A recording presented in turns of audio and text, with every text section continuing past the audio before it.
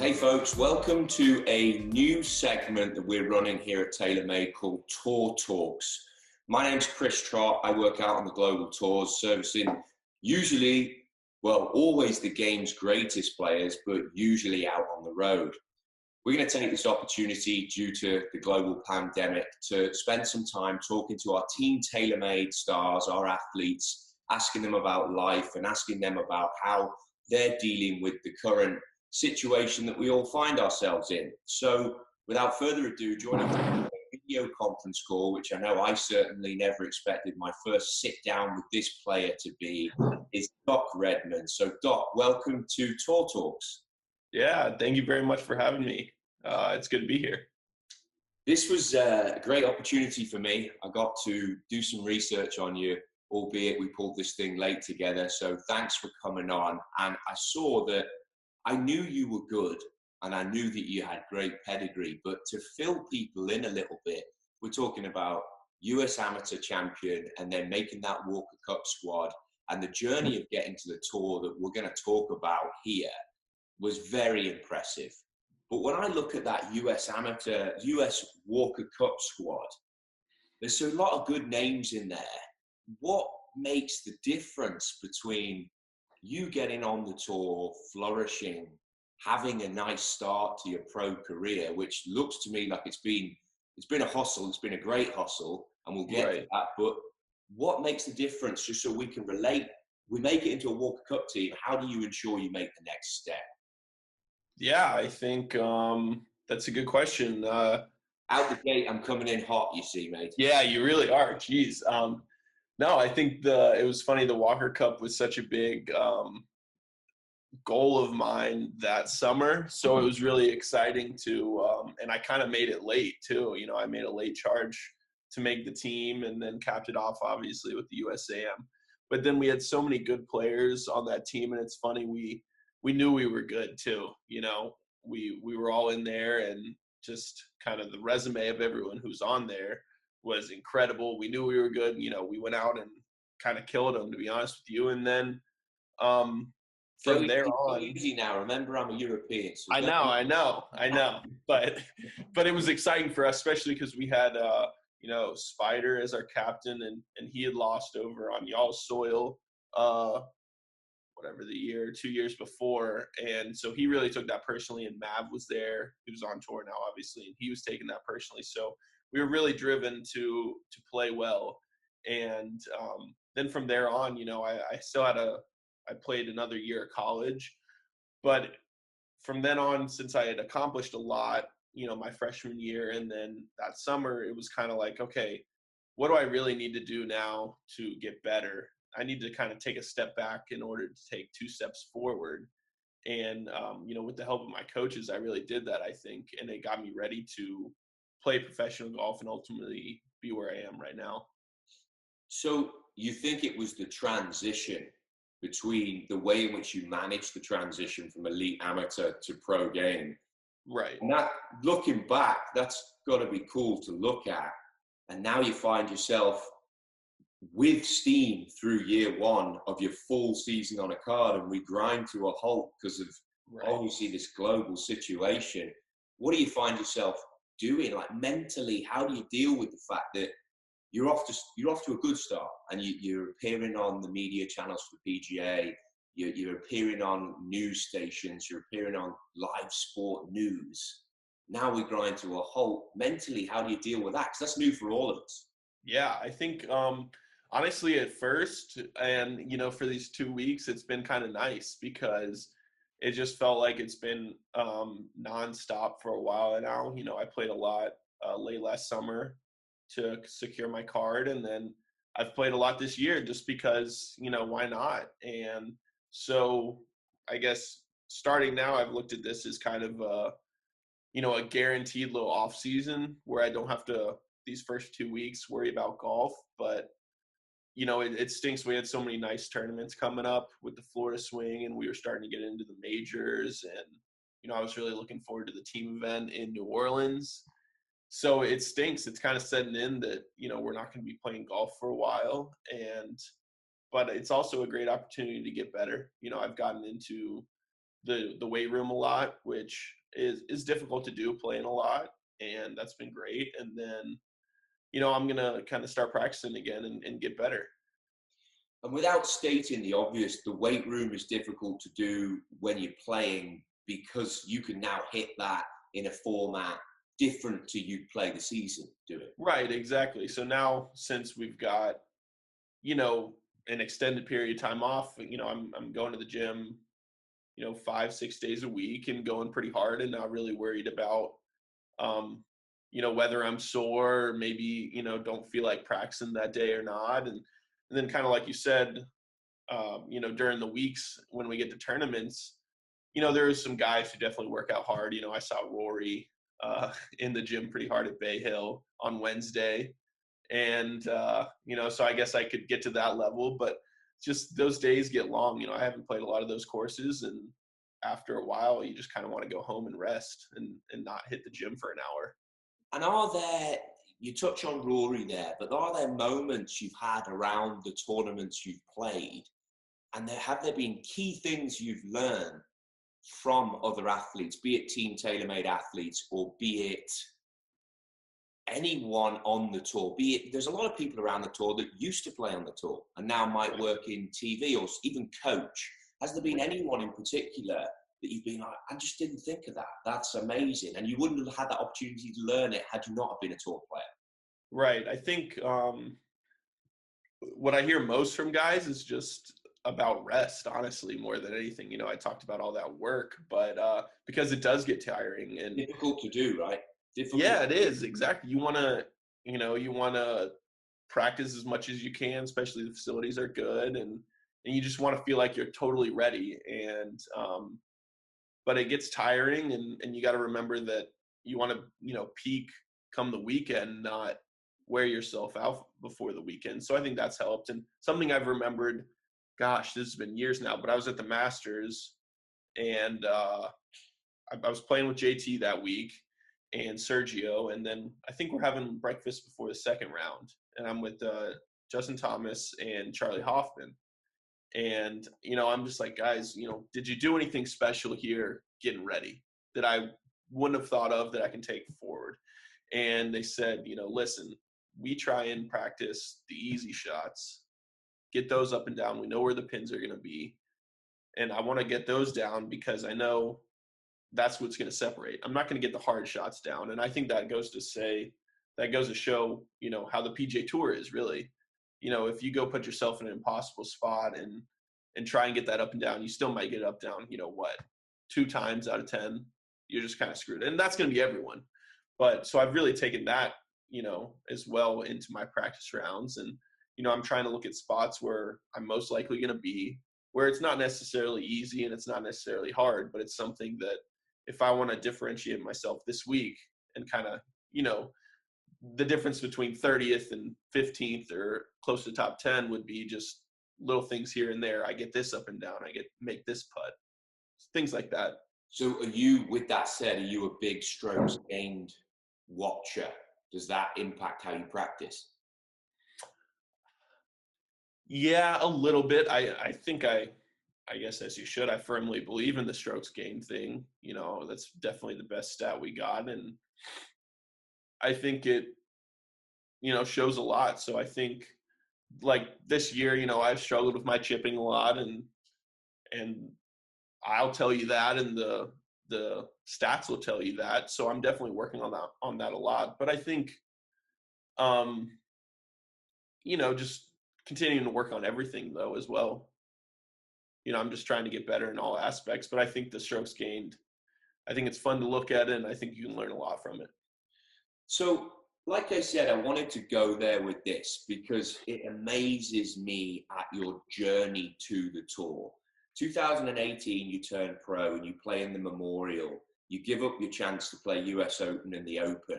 So this is going to be a double part question. But first off, did Jack Nicklaus recognize that when you go and play in the Memorial? And did he say anything to you because you've given up a chance to play in some big tournaments to turn pro there? Then the next thing, you get limited starts in 2019. You get a Monday qualifier spot. second place from that Monday qualifier in the Rocket Mortgage. That then gets you into a series of events. You finish T20 at an Open Championship over in Europe, which is no easy task because I assume you don't have a ton of links experience. And that week was horrific when it comes to weather. I'm talking like raining sideways, cats and dogs, Forrest Gump episode where the rain's coming up at him and everything. You go out, US kid, doesn't know a whole ton about it, finish T20, which is huge for getting your card. Basically then come back and now have this spot where you've got the full rights to play. But as you said, I can understand when you sit there and go, I'm just taking a breather. I can totally get it. So like I say, two-part question. Right. Well, how was those decisions are big? Yeah, it was really tough. I skipped some of those events in the summer just because, like the U.S. Open, I just thought, my goal for my career, right? If everything goes well, I'll play tons of U.S. Opens. Yeah. I'll play 10, and hopefully, looking back on it, this one won't make. It's just going to be small. Who cares? So that's what I was thinking. It's not going to help me towards my journey, whatever. And I haven't played one yet, but I think many will come. And I skipped the British Open too, or the Open Championship, and never would have thought I would have played last year. That would have been crazy to say, but that was really, it goes to show you. I skipped it, and there I was the next year playing. That can happen, and that was just part of the journey. And playing Memorial, I could play that as a pro, and that was awesome. That was the first pro start, and that course is, gorgeous. And they got it set up so well, and such a great host, and Mr. Nicholas. And I don't think we really specifically talked about anything, but, it was great to say hi, and that was the first time I ever met him. And it was, just a cool experience. And I think, I didn't come out hot, running and gunning like some of these guys now, like, Wolf or Morikawa, but that's my journey. I'm not like them, and everyone does it differently. You seem very committed to the journey and committed to the long term of this, which I can respect. And it's, again, digging into this amateur thing. The US amateur win at the iconic Riviera. I mean, you were 2 down with 2 to play, right? Against Duncan, is that right? And I was kind of like a little bit of a nobody going in, and I didn't play well in stroke play. And, I just don't think a lot of people really expected me to do that well, or at least get to that part, and then to make the comeback that I did. It was just totally unexpected, but, I knew I could do it. And, it was just all about kind of self-belief and right. It was, writing my own story, kind of like I'm trying to do now, with getting on the tour. And I don't think there's any one way to, to do anything. Like we've talked about, everyone has their own path, and I'm kind of just trying to stick with whatever that path is and do the best I can. And it's amazing because, you qualified and you touched on it, 62nd out of 64 to get into the match play. Then you go and win the whole match play. So yet you're now competing 4 rounds of golf against the best players in the world. You're holding your head up strong. You're going in completely different conditions, completely different culture to what you've grown up on, doing well over there. So it's amazing how quickly you've learned. But do you feel there's a huge difference between a stroke play format and the way in which you play versus a match play format? And does that then, as we've kept this US and European conversation going, mean that I need to be panicking about Ryder Cups going forward? I think, there's some subtle differences. Yeah. But I think you're still trying to do the same thing. You're still trying to set yourself up with birdies. You're still trying to hit a lot of greens, especially when you're playing a tough course like a Riviera or, anything we play out on tour. You're trying to hit a lot of greens, so you have a lot of birdie looks, and hopefully you make some putts and hit a few close. I think, there's some subtle, if your guy you're playing against hits a bad shot, or, maybe you're 2 down and you need to make something happen, then that's different. But, you still got to hit greens, hit fairways, give yourself putts. I guess at least if you make double or triple, it's only a hole. It's not, a few shots. But I don't know. You guys are doing, I guess I don't know much, about the Ryder Cup, but, I think we're really strong and the Europeans are always really strong. But I think it seems like it's great. There's more camaraderie from United States players and playing a few more team events. Growing up I played the US 4-ball when I was a senior in high school and got to play the Walker Cup. And so I think that helps as well. Yeah. I mean, I think it's all got to add up, and you only think it's going to make for obviously a great sporting event, as the President's Cup is now becoming. I think that down in Australia was great to watch, knowing it's a great golf course. But speaking team play, you played college golf at Clemson, studied math there, I believe.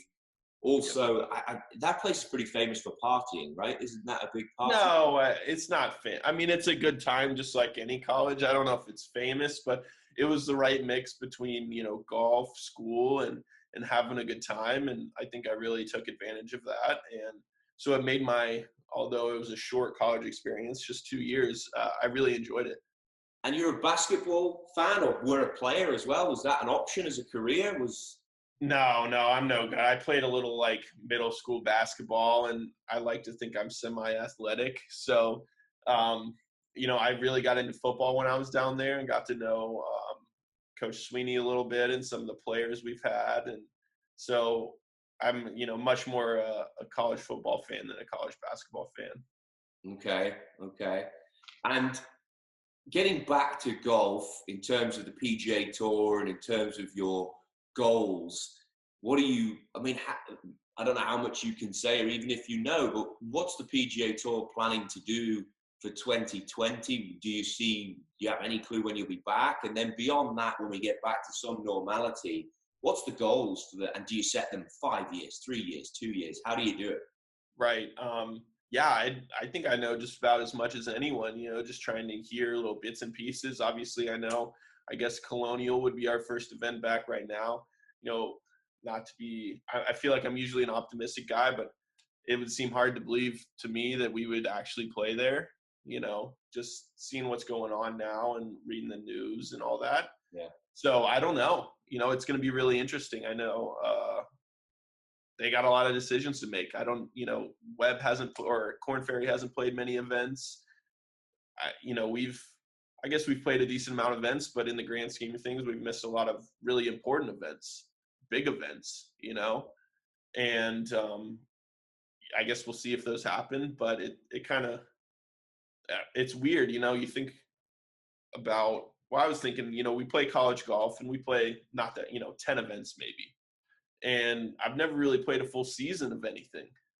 And so it's weird this first PGA Tour season is not going to be a full tour season because, of this thing. So I was just making goals right now of just kind of 1 year. At the start of the year, I had some goals I set out and really kind of wanted to take a big picture of it just because, like I said, I've never played a full season. So it's easy to, I feel like in college you look at one event or a fall, and there's so many events left too. I'm struggling in some things, but kind of coming on strong, and now we won't know for a few months, unfortunately. Yeah, it's interesting. How do you keep with not knowing? I mean, realistically, we could be faced with you going straight back into a major, Right. So how do you keep any little touch and feel sharp?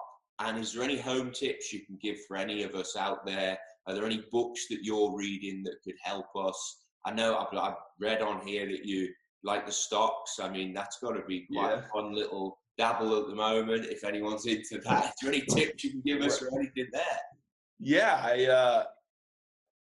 I haven't touched a club in 2 weeks, actually, because I was just trying to take it easy. But, I think just getting out there and hitting shots as much as you can, whether it's in your yard or hitting putts in your house, just trying to kind of hit lines, or if you're hitting chips, landed in a bucket, so I think I'm just going to try and stay sharp and, as sharp as I can be. And then I'm lucky that I play out at TBC Sawgrass, which they're still open. And, it's a championship golf course. So I can stay pretty sharp there. But in the end of the day, kind of like you're saying, you can't replicate PGA Tour golf, and you definitely can't replicate major championship golf. Yeah. And, you just got to be, I think, mentally ready, ready to tee it up, be competitive, and kind of grind it out, really, make pars however you can. That's PGA Tour and major championship golf. And to develop your mental side, has there been any individual or any books or anything you've turned to fill that? Yeah, I've worked since college. I've worked with kind of a mental coach. His name's Corey Schaefer. He's up in the Clemson area, and we talk, almost twice a week, I'd say. Just kind of what's going on, what are you feeling, how am I uncomfortable over some shots, whatever, what's going well. And then I honestly don't even read really like golf-specific books, just kind of a lot of mental improvement books. Ego is the enemy. I know Rory's really into that. And I've read that, and Stillness is the Key is one of his new books that's really good. And so I'll just do a lot of that stuff, just kind of read some books and see how I can get a little better mentally. Yeah. So my experiences of working with you since you got on the tour, I've noticed that you, and I'm going to say it now because you're all the way over there and I'm sat here, so I can say what I want, right? Right, exactly. I mean, I've noticed that you are, like all young tour players, very headstrong, very confident in what you want to play, finding your ground. You're going to play the best clubs that are right for you right now. And I understand that. So I've obviously given you your space to blossom and develop. But now I feel like we're absolute best of buddies. I think that we'll get right into it when I next see you at a tour event, and we'll change the whole bag, aren't we? Right. I think in the past, whatever it's been 6 months since I got on tour, I've learned a lot about myself and what I like in clubs, and a lot about, what's best for me in my tendencies and my swing. So whereas maybe, 6 months ago, I'd come to you kind of not knowing what I wanted, or, just letting you run with it. Now I can speak more confidently, and, I'm just smarter about coming up to you. Hey, I want this. I think this would be great. What do you think about this? Kind of pitching ideas to you as well. And I think, that's what I've been particularly lucky, have been around PGA Tour events a lot. You texted me, is this your full season? Well, yeah, it is. But, coming into the year, I'd played 10 probably. So I kind of knew how it was. I knew what the deal was, and I was getting comfortable being out there and starting to know some guys. So it was easy to come up to you and ask for help and all that, because it can be intimidating. There's a lot going on, as on the putting green on Tuesday at a tour event. Yeah. And I think, just all this experience has helped me, and now I know what I want. And like you said, I'm best friends with you, and, Housie and Chu and all that, and Ryan, of course. And it's easy to find help and get what's best for me. So with that said, I see there's a golf bag behind you. Is that your game bag? Yeah. So this is my, let's see if I can make it work. This is my golf bag. Yeah. Want to run through a little what's in the bag? I want to see it. Let's hear what you got going on. All right. So I got to show the front panel too. Got Clemson, got Garden of Life. Garden of Life. I like the TaylorMade bags this year. Garden of Life. Talk to us about that. That's a nutritional bar, right? Yeah. So, right. So I was actually really good friends with Sam Ryder and lived with him for a few months, and he used Garden of Life. And I kind of wanted to, ever since, obviously I've made some money over the summer too, I wanted to get into just healthier eating. How can I be better for my body? And I used some of the products, Garden of Life, and I loved it, and I wanted to get on. So now I'm, on their organic, grain-free protein powder, taking some multivitamins, things like that, just to try and be healthier so I can be out on tour, 30 weeks a year. Sounds like a Southern California supplement. Very good. Like it. It's great. All the good stuff in there. So what about the real stuff that's in the bag? What about the golf clubs? Yeah, so these, let's see. So I'm going 60, 56, 50 with the wedges. I think this is actually more like 55 degrees, and this might be 51 degrees. Not that that matters that much, but we got the new TaylorMade mill grinds. I think we just switched to these over the winter break, and they've been really good and love them. So on your wedges then, you fit those to a specific yardage because you were very specific about the degrees of loft. So you are fitting them to a yardage. That's how you do it, rather than, okay, I'm just going to hit a 60. Do you ever go from 3 wedges to 4 wedges, depending on the golf course each week? No, I've stuck with this, and I guess I've thought about what you said about, switching wedges and all, and I think that could almost be the next step for me, just as a golfer, knowing golf courses better, knowing my tendencies. But so part of it is, for a long time I had a 54 degree, and I never thought I could get a lot of height chipping with it. I wasn't comfortable with it, so went to this 56, and I love chipping with it, and it's also great for little half shots. I don't think a lot of guys hit full 60s because you're just going to rip it off the green and not control the trajectory, the spin. And I feel really comfortable from, 80 to 100 yards, just kind of punching my 56 and getting it to stop where I need it to. And what ball do you use? I just switched to the TB5. I was in the X. And did you change the ball based on the wedges, or did you change it based on the flight of the driver? I changed it more on wedges and irons. I thought I could hit a little higher and with maybe a hair more spin. Yeah. I think I was a little low spin on the irons, and I hit it high, but I just thought, it would be great to get a little more spin. I think because we molded it around the irons. The only thing I would add, and sorry to interject there, but Rory turns up at a tournament with sometimes 6, 7 different wedges. And then he makes the decision, and you've probably seen it, but I know all you guys are doing your own preparation and obviously new relationships with different players. Sometimes you don't get into that section, but I know Torrey Pines this year, he even on Wednesday morning, he had 5 wedges in the bag and was trying to figure out, if I play the North course at this time, maybe I'll use this loft because I need this long iron that I can't drop because it's a par 3 that the wind is going to be off the ocean because the marine layer that week. I'm going to need 3 iron.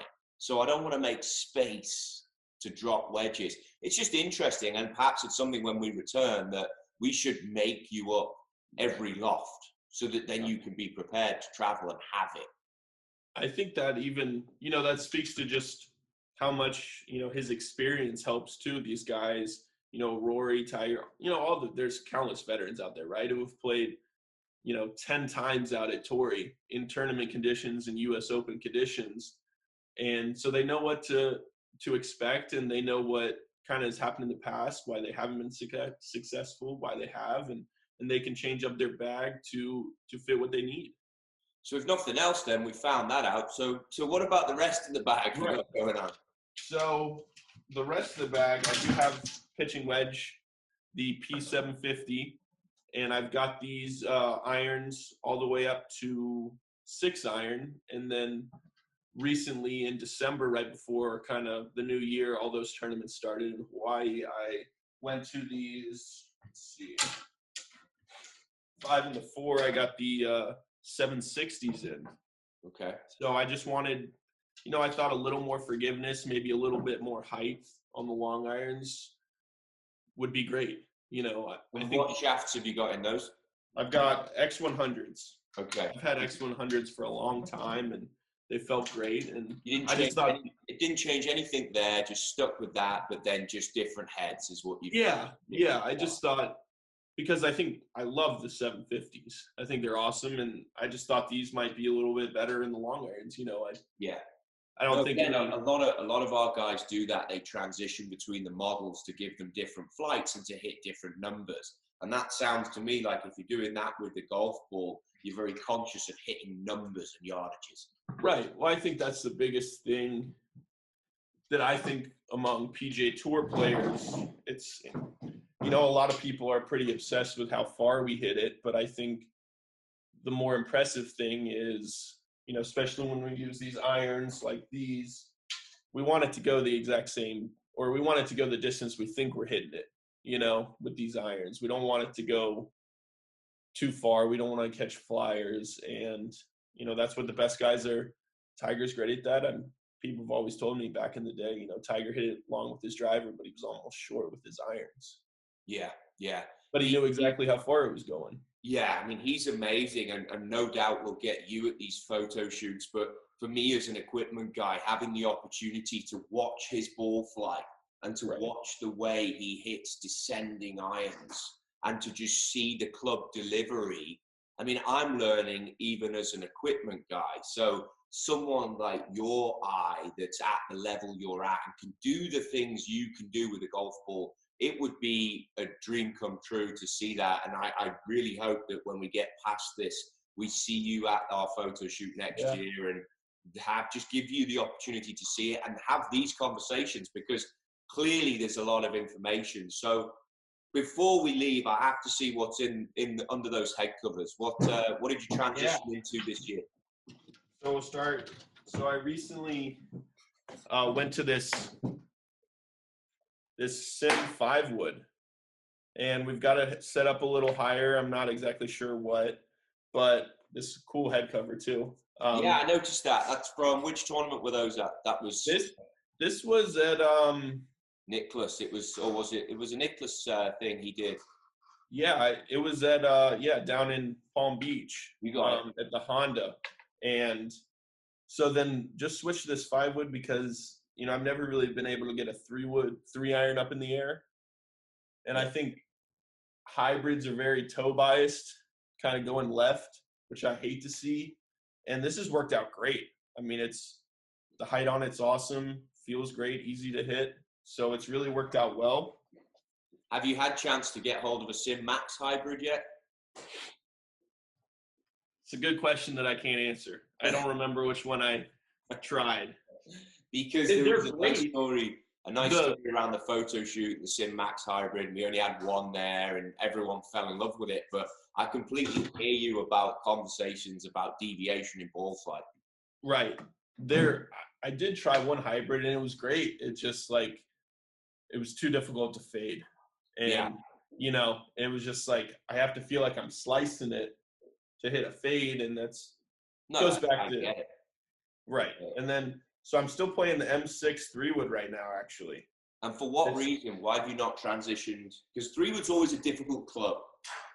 Right. Exactly. That's part why, I would say, because it's a difficult club, and I've loved this, hit it great for what feels like years, although it hasn't been. And I have extreme confidence with it off the tee. If I ever feel uncomfortable on a tee shot, I'll go straight to the 3-wood. And, I've started hitting it really well off the ground as well. Yeah. And it's just got to fill so many roles, hasn't it? It does. It's good. It's not. I guess it is. It's good to hear that tour players have the same, fears of changing that part of the golf bag as the rest of us do. Right. Which you're right. It does. It's funny. You want something good off the tee that doesn't go too high, but then you want something off the ground that does go high so you can hit it into par 5. And, it's contradicting, and it's got to be tough for, the people making the clubs, because we want it to do everything. Yeah. And it's just, impossible for it to do that. But I think this one does everything pretty darn well. So I've just kind of stuck with it so far. But I did try. I mean, the new 3-wood's great as well. So every wood you guys make is great. We'll get you there. I'm sure there's time at the moment with this off time that we can get you in one. Exactly. And then I've got Sim Max. I guess that 9 degree. We've played around with the driver a little bit since you guys came out with it as well, and I think the Sim's awesome. I think it is even better than last year. and shoot, I hit it great. It goes really straight. I think miss hits are really good online. Don't spin offline like, you can see with some drivers. And so I've really liked it. Yeah. It's been a fantastic one for us, and it's been an easy transition getting tour players in. Doc, it's been awesome to speak to you on here, and I think that you touched on it earlier when I had to text you last night because I was reading through the information and I literally couldn't believe that this is your first full season, because you've managed yourself so well that it's almost like you've been around us on the trailer. You don't come on and ask for funky things. Any decision you're making seems to be measured, and it's credit to yourself. And as you start to build the picture, and hopefully people listening or watching this can build the picture around it, it's amazing to see you come so far in such a short period of time. And just talking to you is amazing to just get that information from you. So I appreciate you coming on to Tour Talks, and hopefully we'll see you on another one of these, or perhaps we'll get you on the podcast when we're back out on the road. Yeah, that would be awesome. I'd love to do it. Thank you for having me. So stay safe, buddy, and keep working out. I think I'm definitely off to go and find those books that you talk about and do some home chipping and see if I can get better myself. Yeah, sounds great. Thank you. Stay safe. Thanks, buddy. Take care. See you.